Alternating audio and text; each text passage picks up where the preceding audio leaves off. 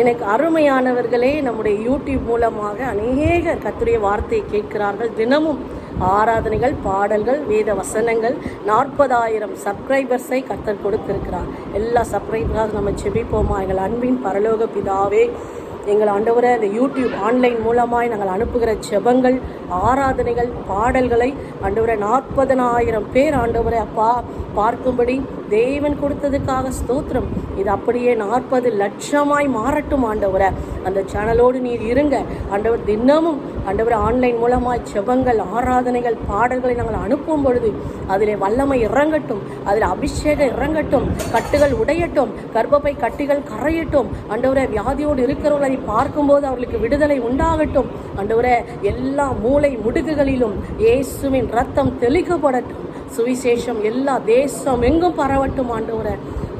ஆண்டவரே, இந்த பாடல்களை வெளிநாட்டில் இருக்கிறவர்கள் பார்க்கட்டும், வெளி மாநிலங்களில் இருக்கிறவர்கள் பார்க்கட்டும். அநேகருக்கு இந்த பாடல்கள், இந்த ஜெபங்கள், இந்த செய்திகள் ஆசீர்வதியும் ஆண்டவரே.